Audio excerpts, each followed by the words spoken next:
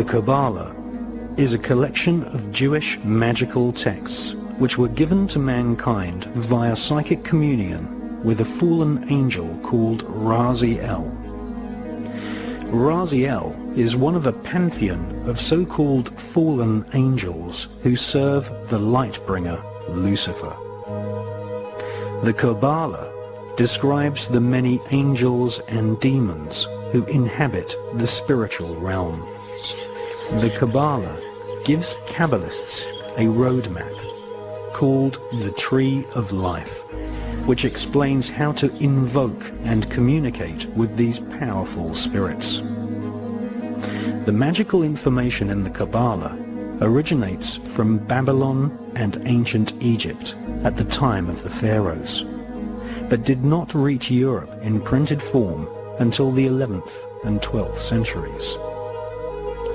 The sacred books of the Kabbalah are just a few thousand words long, but they contain complex descriptions of a spherical Earth, parallel universes, and the atomic nature of matter, ideas which have become common doctrine amongst modern physicists and astronomers. How could such complex information be contained in a group of ancient texts barely larger than an average magazine? The answer is that the Kabbalah is written in code. Codes are used to conceal multi-layered complex information which would later be studied by medieval alchemists. Sir Isaac Newton and many leading scientists studied the rich occult sciences within the Kabbalah. There was a time when mysticism, religion, alchemy, astronomy, and astrology were studied as one Kabbalistically based tradition. Jewish physicist Albert Einstein conveyed pages and pages of complex calculations in a simple 5-symbol code. E equals mc squared.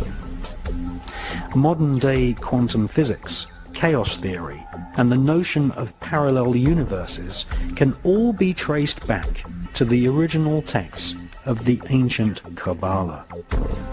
When I first made the correlations between Kabbalah and science, I was stunned. We do know that Isaac Newton had access to certain mystical texts, certain texts of the Kabbalah. Well, the Kabbalistic description of creation is coming from a single little point, from a speck, and of having matter form and time and space form all together at the very beginning. This sounds very much to me like the description of the Big Bang. All the things that could destroy string theory, all the things that do destroy every rival theory to string theory, they are all eliminated in precisely 10 and 26 dimensions.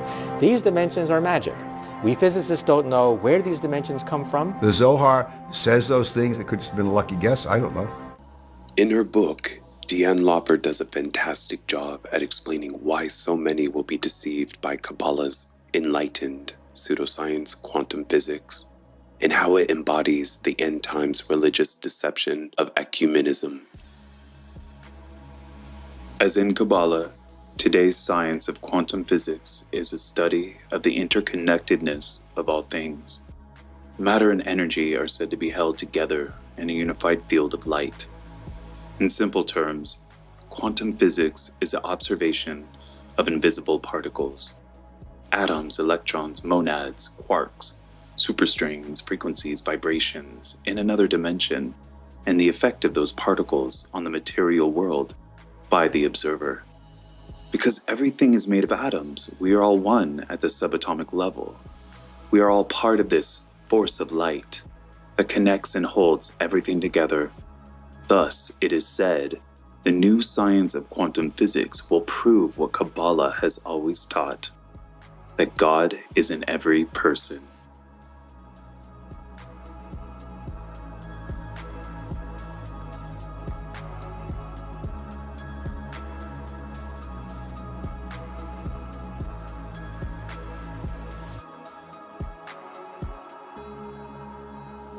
Tutte le religioni sono un cammino per arrivare a Dio.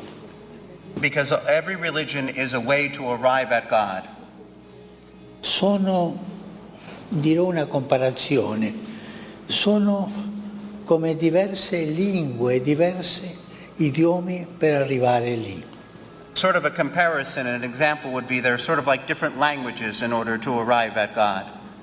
Qualcuno Sikh, qualcuno musulmano, qualcuno Sikh, Muslim, Hindi, qualcuno cristiano, Indo, ma sono Christian. diversi cammini. There are different paths.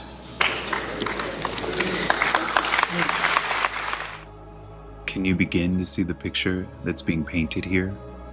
To the undiscerning, itching ears, Kabbalah sounds incredible, with its promises and revelation of divinity within every single person and with every single thing. But when all paths lead to God, then good and evil will eventually become blurred lines. Soon, the ideas of what is good and what is evil will become reversed and inverted.